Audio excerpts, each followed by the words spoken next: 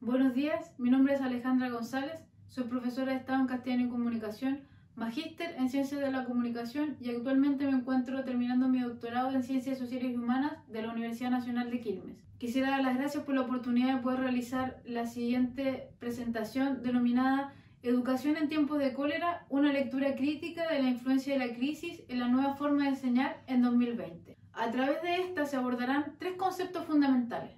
En primer lugar, la educación. En segundo lugar, la crisis. Y en tercer lugar, las emociones. Estos tres conceptos cruzarán transversalmente el diálogo que vamos a desarrollar a continuación. La primera pregunta que cabe realizarse es la siguiente.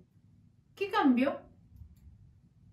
Actualmente el mundo entero se encuentra viviendo una crisis debido a la pandemia por COVID-19. Esta ha atravesado transversalmente a todas las esferas de la sociedad.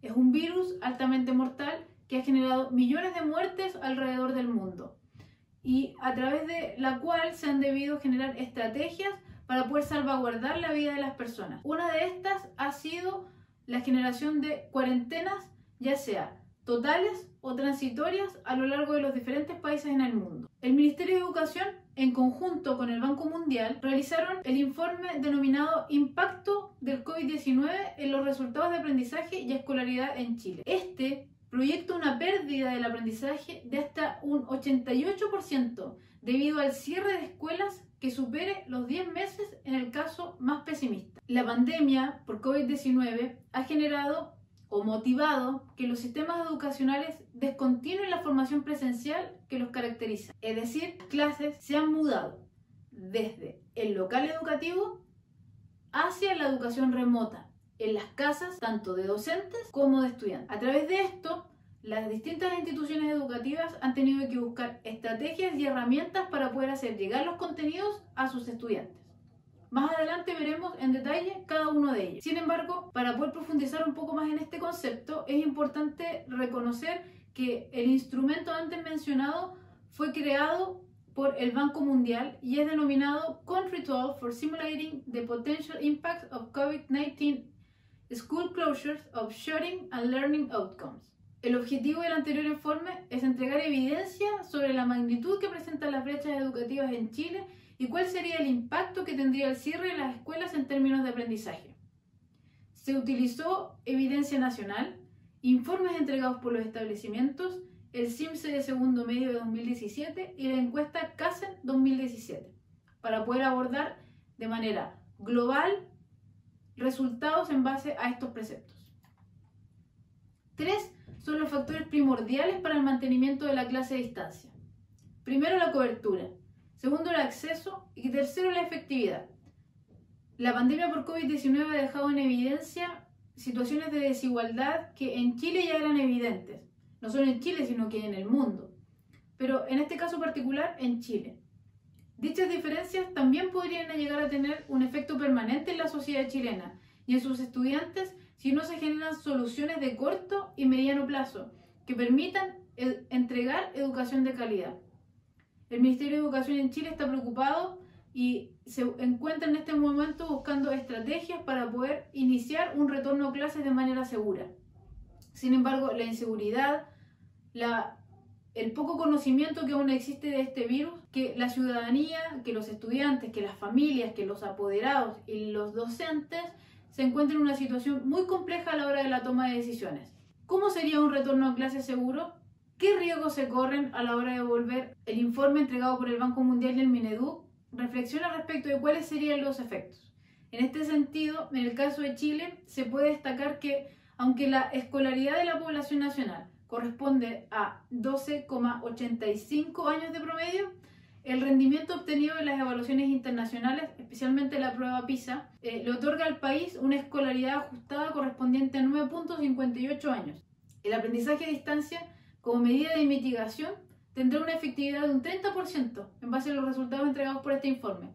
Y por otra parte, si el cierre fuese de 10 meses o más, se estima un 100% de pérdida. Por lo que, en base a esta estimación realizada por el Mineduc y el Banco Mundial, se podría reducir la escolaridad esperada de 12 años a 8,3 años de escolaridad efectiva. En este contexto es necesario reflexionar en qué es la educación. Esta es una herramienta que genera conexiones, que propicia la comprensión de las distintas identidades sociales a través de las distintas generaciones. Es cierto, las formas cambiaron, pero el principio sigue siendo el mismo, que la educación sea un derecho. La educación es un espacio en el cual se propicia la formación de identidades, donde se adquieren conocimientos y el que se desarrolla en diversos contextos. Celín Carrasco propuso una guía para la enseñanza y el aprendizaje online basado en el libro de Tony Bates, Teaching in a Digital Age. En este se rescatan conceptos muy importantes a la hora de entender el proceso de digitalización que hemos experimentado en la última década. En este sentido, propone que la educación online se define como toda la que involucre alguna parte del proceso de enseñanza-aprendizaje soportado a través de Internet. En este mismo se destaca que Teaching Online se utiliza para referirse al aprendizaje online desde la perspectiva del estudiante y de enseñanza online en referencia al docente. Celín Carrasco rescata el continuum de la educación actual desde la propuesta de Tony Bates. En esta podemos observar 5 momentos. El primero de ellos es la clase cara a cara o tradicional. El segundo es la clase con ayudas de TIC. El tercero es la clase invertida, flipped. El cuarto es la clase híbrida. El quinto es la clase completamente online. El primero de ellos corresponde a la educación sin tecnología. Aquí encontramos la clase cara a cara. Posteriormente tenemos la educación por entregas, donde las clases con ayuda de TIC, la clase invertida y la clase híbrida se encuentran allí. Finalmente, la clase completamente online es aquella que se desarrolla solo a través de la tecnología. Como se puede observar, es un proceso que ocurre de menor a mayor involucramiento en la tecnología. En este sentido, Carrasco 2017 se hace la siguiente pregunta. ¿La enseñanza online es peor que la enseñanza presencial? La respuesta es enfática y sumamente clara. No. Esta depende de las circunstancias. Entonces, la pregunta sería, ¿cuáles son las condiciones que más se prestan para el aprendizaje online? Primero, el aprendizaje online total puede ser efectivo para aquellos estudiantes con características autónomas. En segundo lugar, el aprendizaje mixto o blended para aquellos estudiantes que requieren de mayor flexibilidad a la hora del aprender. Y en tercer lugar, el aprendizaje cara a cara puede ser para estudiantes que carecen de autodisciplina y autonomía en el aprendizaje. La autonomía es un tipo de actitud que se desarrolla y que puede ser aprendida. La autonomía es un proceso. Una tensión como la que origina la pandemia pone en cuestionamiento lo establecido, la norma, lo arbitrario, ante un dinamismo que propone una contingencia como esta, es decir, la toma de decisiones oportunas, la reflexión ante la crisis y las propuestas asertivas a la hora de la búsqueda de una educación para la vida. Actualmente, 871.638 son las muertes que se cuentan por esta enfermedad, y los países más afectados son Estados Unidos, Brasil e India. Estos ocupan los 3 primeros lugares. Sin embargo, dentro de los países más afectados también se encuentran México, el Reino Unido, Italia, Francia, España, Perú, Irán, Rusia, Sudáfrica y Chile. Educar en tiempos de pandemia se ha convertido en un desafío de Estado, pero no solo de Estado, ha sido un desafío internacional. Por lo tanto, es necesario realizar la pregunta, ¿quién educa?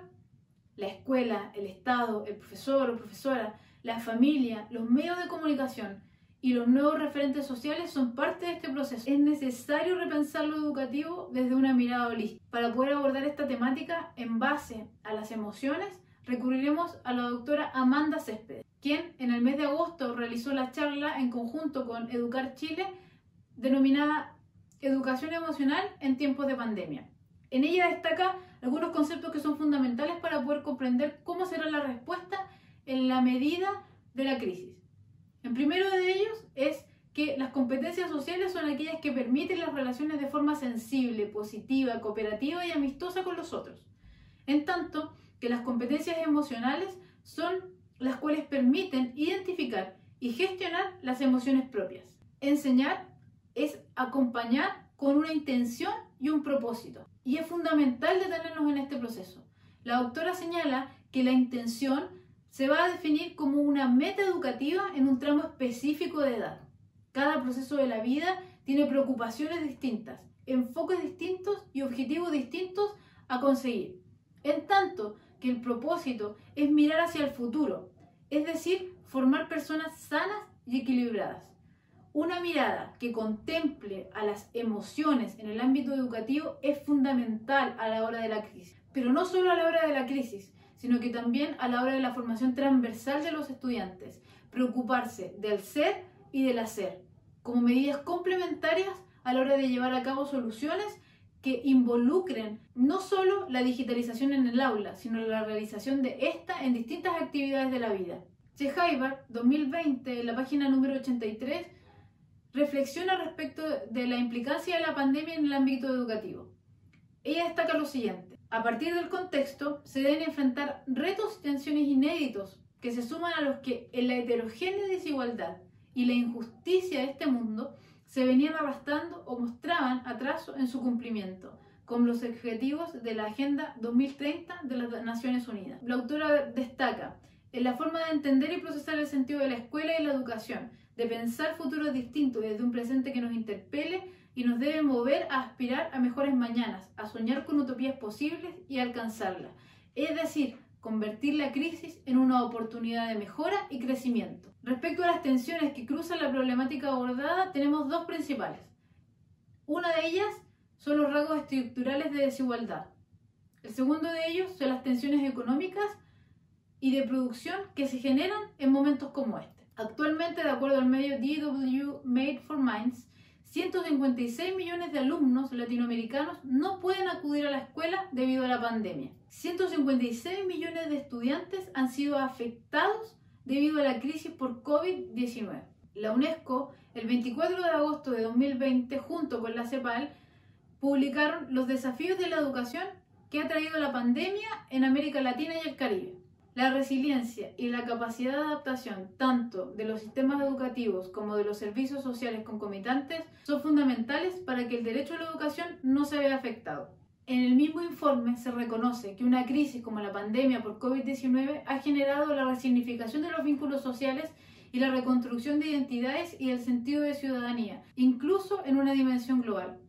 Todo en nuestro mundo actual ha cambiado. La forma de relacionarnos con los otros, con la familia, con nuestro entorno social. El uso de mascarillas se ha convertido en parte de nuestra cotidianidad. Hemos debido enfrentar nuevos desafíos a la hora de cambios radicales en la dinámica social. El informe propuesto por la UNESCO y la CEPAL reconocen que 32 países suspendieron las clases presenciales y 29 mantienen una suspensión a nivel nacional. La pandemia no solo afectó a las instituciones educativas, sino que a la alimentación y nutrición de la población de estudiantes, a la entrega de anticonceptivos, a los servicios de salud mental y a las actividades recreativas.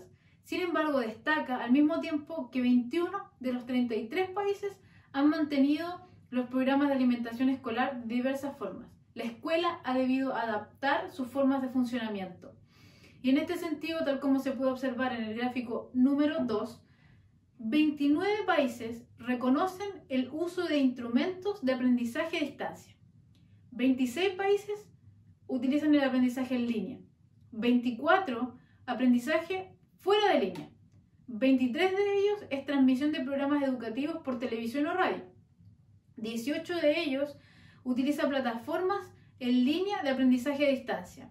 8 de ellos ha entregado dispositivos tecnológicos y 4 de ellos realiza clases en vivo. Es importante destacar que Uruguay y Chile, a pesar de ser países con altos índices de vulnerabilidad, han generado programas de Estado para poder apoyar la entrega de recursos tecnológicos a los estudiantes más vulnerables. Respecto del equipamiento digital, tal como se puede observar tanto en el gráfico número 3 como en el gráfico número 4, respecto al equipamiento digital en el hogar se puede extraer que 57% de los estudiantes cuentan con este tipo de dispositivos en sus casas. De este porcentaje, entre el 70 y el 80% de los estudiantes del cuarto quintil, es decir, el sociocultural y económicamente más alto, tienen una computadora portátil en el hogar, frente a un 10 o un 20% de los estudiantes del primer quintil. La UNESCO destaca la importancia de recobrar la agenda por el marco de competencias de los docentes en materia de TIC, y en ella reconoce 3 etapas fundamentales.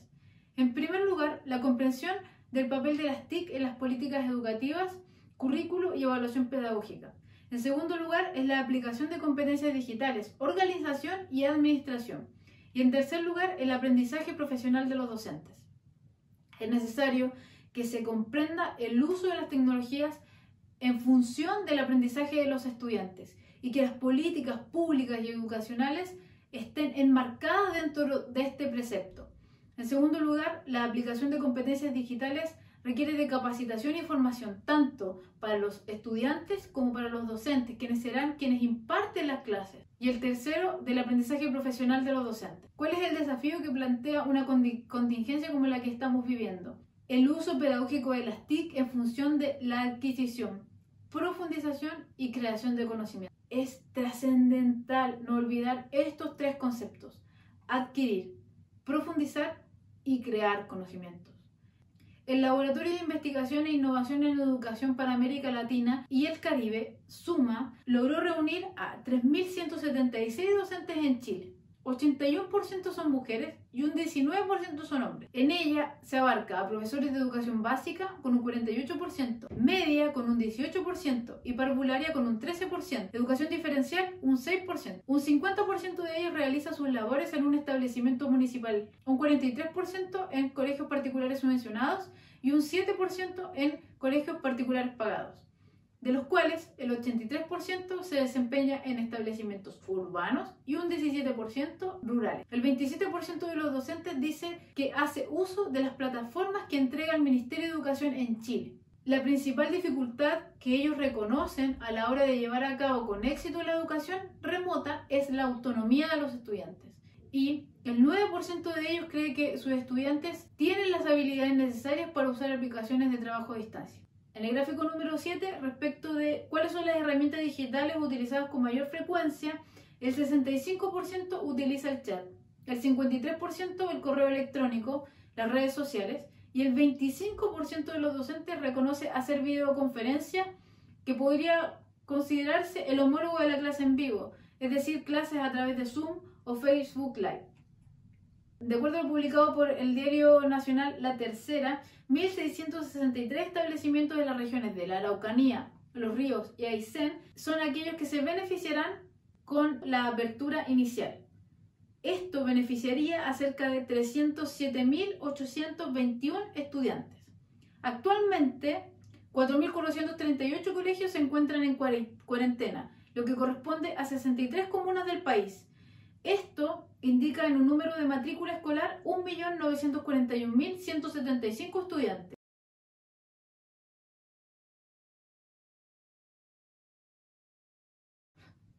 A modo de conclusión, retomaremos los tres conceptos sobre los cuales hemos dialogado en esta instancia. En primer lugar, la educación.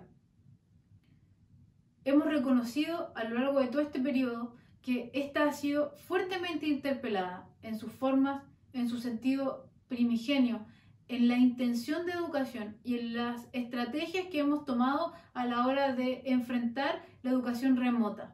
La educación tecnológica es reconocida como parte de las nuevas reformas educativas de cada país, lo cual se intenta desarrollar desde la edad preescolar hasta la media general técnica, sosteniendo un modelo de pensamiento de relaciones entre el ser y el hacer, para que los estudiantes posean una formación integral que facilite las herramientas para la comprensión del medio artificial y logren habilidades, destrezas y aptitudes donde se perfeccione el razonamiento, la creatividad, la organización y la planificación. El mismo autor rescata la propuesta para refugiados del 2017 realizada por la ONU para que la educación pueda convertirse en un motor de desarrollo. Y en este destacan tres ejes fundamentales sobre los cuales debiera ponerse atención. En primero, la flexibilidad y la distancia de los modelos rígidos. En segundo, la promoción de valores sociales como la igualdad, la justicia, la cooperación, la ayuda humanitaria. Y en tercero, la insistencia en el modelo de desarrollo sostenible. Sin estos tres ejes, es imposible avanzar a una educación inclusiva en todos los términos educativos. En primer lugar, la flexibilidad y el distanciamiento de los modelos rígidos permiten que el enfrentamiento de la crisis sea generado de forma natural y no solo reactivo. En segundo lugar, la promoción de valores donde la igualdad, la justicia, la cooperación y la ayuda humanitaria sean parte de la formación que nosotros entreguemos a nuestros estudiantes. Y en tercer lugar, en la insistencia en un modelo de desarrollo sostenible, donde el ser humano sea parte fundamental de la búsqueda de nuevos saberes y conocimientos, de la misma forma que la concepción de nuevas herramientas y formas de desarrollo que podamos llegar a tener en el aula. En segundo lugar, abordamos la crisis. Y ante la crisis, la búsqueda de oportunidades. Es necesario que empecemos a utilizar los medios de comunicación vigentes para lograr hacer llegar los contenidos a los estudiantes. Tal como hemos podido observar, es posible utilizar la televisión, la radio, los medios como el chat, Facebook, Instagram, entre otros, para poder comunicar nuestros contenidos y nuestras enseñanzas a los estudiantes, para que estos puedan adquirir las herramientas necesarias para desenvolverse en el mundo actual, un mundo globalizado, hiperconectado y sensible a los cambios globales. Finalmente, las emociones, tal como reconoce la doctora Amanda Céspedes. El desarrollo y la sabiduría de la intuición radican en la escucha del corazón, en la adecuada atención que se tenga de las emociones. Es imprescindible que para esta nueva modalidad, esta nueva forma de hacer escuela, las emociones sean parte de manera transversal en la creación de contenido y aprendizaje para nuestros estudiantes. ¿Cómo lo hacemos? Es el gran desafío. ¿Por dónde partimos? Desde nuestra propia percepción como docentes acerca de lo que esperamos que sean nuestros estudiantes. Recordemos los conceptos fundamentales propuestos por la doctora: intención y propósito. Intención en cada etapa de desarrollo y propósito, que es la mirada de futuro que vamos a tener de nuestros estudiantes. Estamos preparando a las generaciones que vienen para que enfrenten el mundo de la mejor manera.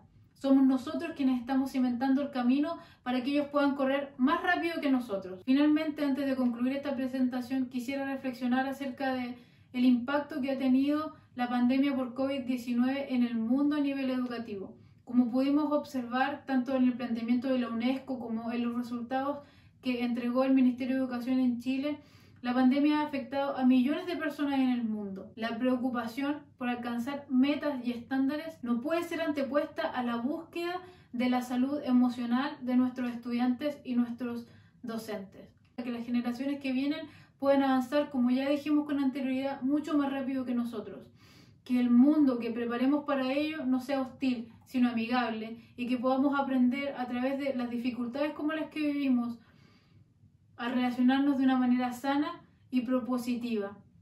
Es decir, que creemos y generemos oportunidades, que observemos la crisis como una instancia de crecimiento y en la cual podamos reconocer, no solo de manera crítica, sino de manera amorosa y sabia, que independiente de las circunstancias, como sociedad estamos preparándonos para avanzar y para crecer, y reconocer que nuestras nuevas formas de enseñar están cambiando y nosotros con ellas. Nuestros estudiantes están viviendo procesos complejos. Acompañemos, formemos y desarrollemos en ellos la capacidad de resiliencia, tal como bien hemos podido desarrollar a través de este tiempo que hemos podido compartir juntos. Para finalizar, quisiera dar las gracias por la oportunidad de haber participado en esta instancia y de poder haber presentado La educación en tiempos de cólera, una lectura crítica de la influencia de la crisis en la nueva forma de enseñar del 2020. Nuevamente, muchas gracias. Hasta pronto.